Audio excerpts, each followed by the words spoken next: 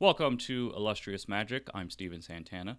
This is basically a series that I wanted to do as something very simple, very easy, just kind of stream of consciousness sort of video instead of the usual scripted stuff, which can take quite some time.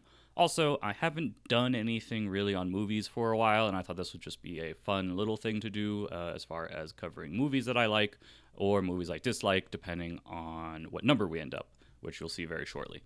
So basically, this is going to be a ranking of films. So I exported everything from my Letterboxd onto a Excel spreadsheet, sorted it by year and then by title because it doesn't give specific release dates, so I can't go purely chronologically, unfortunately.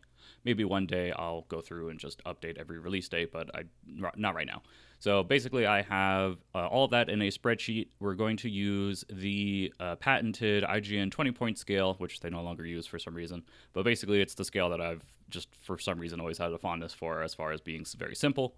So we have 10 as the masterpiece, 9 as amazing, 8 as great, 7 as good, 6 as okay, 5 as mediocre, 4 as bad, 3 as awful, 2 as painful, 1 as unbearable, and 0 as unwatchable. So basically, I have 689 entries on this. What I'm going to do is I'm going to use the random number generator to generate a random number. This will just be an example. So number 100. So we'll go down to 100, which is The Return of the Living Dead, which actually maybe we'll use that one. I don't know. So what I'll be doing is I'm going to rate the movie based on this criteria, which is the movie poster, the movie trailer, the best scene, my sort of overall thoughts on it, and then stealing this from GameSpot, the reviewer's tilt, which will then be averaged out into this fourth column. The very top I just did as an example. This isn't a real scoring of The Lodger, A Story of the London Fog from 1927. So basically, I just kind of typed in just random numbers. So for poster, I rated it a 4, trailer 5, best scene a 6, overall a 5, reviewers tilt 6, and then you get the formula of 5.2, which, numbers are stupid. Averaging a review score on its different criteria is not really the correct way to do this, but this is not a serious video series. This is just me wanting to create something and wanting to do something on movies that's not as heavily scripted as some of my other stuff has been, such as not a movie, but the rewatching Gundam Wing and the rewatching Terminator, which I'm actually still quite fond of, even though nobody's watched it. And that was like, man, that was years and years ago. So anyway, I think that's wind. So I'm waiting for the home warranty people to show up at my house to look at the stove because it smells like gas every time you use it. Also, I bought a house. That's new. The last time I uploaded a video, it was, I believe, from the apartment. At least the one... Well, no, the last video I uploaded was this one. You're about to watch a video review in 2009, among other shows, which was a fun little video idea I've had for quite some time that I finally just sat down and put together after we unpacked everything in the house. Before that was comparing Killzone 2's difficulty levels, which that one was in the apartment. But yeah, so I have a house now. You kind of just see the couch behind me, which has a pull-out bed. Got some posters up here, finally, that I haven't been able to put up for a while. There's a bookcase on the other side of that. And then there's another bookcase here, and a nice Twin Peaks art piece. But yeah, so it's the office. And then there's 2 other bedrooms, the one that we sleep in and the one that my daughter sleeps in. So, but anyway, all right. So we had randomly picked 100, which is The Return of the Living Dead from 1985. So I want to do copy. So we're going to do poster first, right? Yeah, poster goes first. So movie poster DB. It has a mix of fan-made posters and regular posters, but I think it's usually pretty easy to tell what's a fan-made poster and what's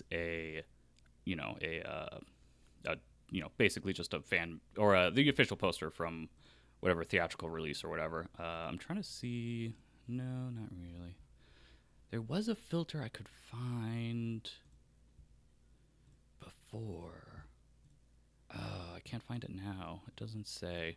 I thought I had a filter, or when I was originally looking through Movie Poster DB, I could have sworn there was a filter for things that were fan made and things that were not. But oh well, whatever.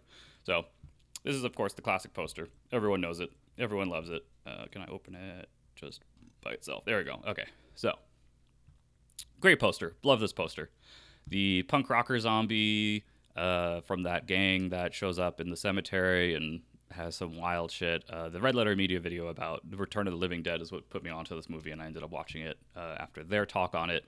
It's a very fun film. I think this poster is kind of irreverent, which kind of really captures the tone of the film. It's a very irreverent film. It's very sort of like it's just a fun movie. There's a lot of just little bits in it. I know the most famous one is, of course, the one where the zombie takes the radio from either the ambulance or the police and says, "Send more people so that they can, eat their brains." Essentially, it's a good poster. I don't know.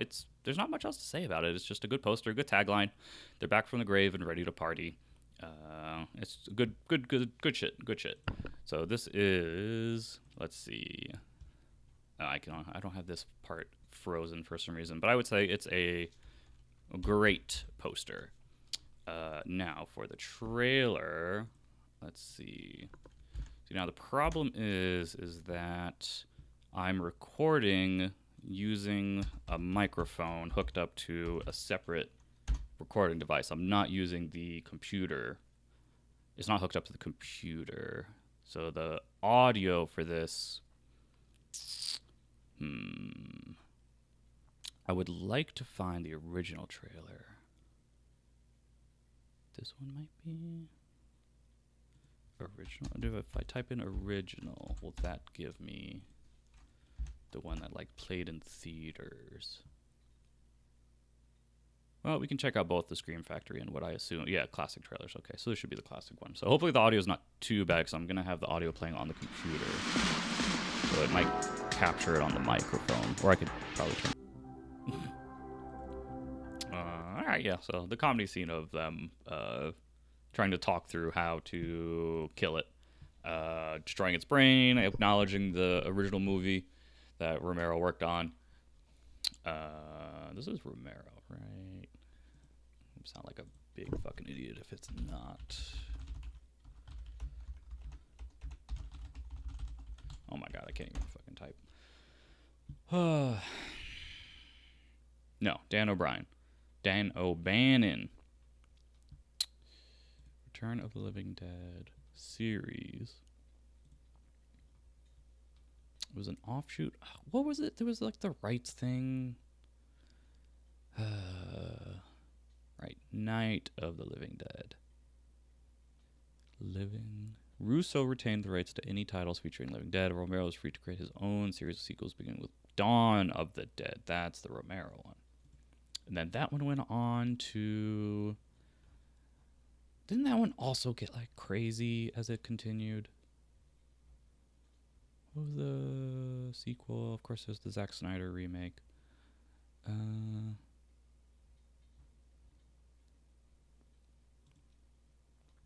Dawn of the Dead, Day of the Dead, Land of the Dead, Diary of the Dead, Survival of the Dead. Isn't Land of the Dead the really weird one? Right, that's the one, yeah, where they can walk underwater. That was a weird one. But anyway, Dan O'Bannon. That was the best scene. It's a really great scene. Very funny. Overall, I would say it's a great movie. Definitely deserving of its cult classic standing. And then Reviewer's Tilt, I would say... Oh, how do I... Oh, there we go. Right? Yeah, okay. Reviewer's Tilt, I would say... Just personally, I would... Yeah, I'll just say 9. It was amazing. Reviewers told it's 9. So 8.1. So look at that. Perfect. Great. We can do this for 600 and... How many other ones are there? Oh my gosh. Where's the... Oh. Yeah, whatever. So yeah, I don't know. It's just a fun little series. It's easy to do. You just, look up the posters, look up the trailers, talk about the movie for a little bit. There's some great ones in here. There's some not so great ones that I've seen. but I just think it would be a very simple, easy way to just kind of put something out consistently, since I've been trying to be more consistent. I know a lot of the times the channel is mostly uploads like every year or every 6 months if you're lucky. So I wanted to try and do something that's a little bit easier, a little more simpler, not as requiring as much production time, especially now that I'm a father and that takes up a lot of time.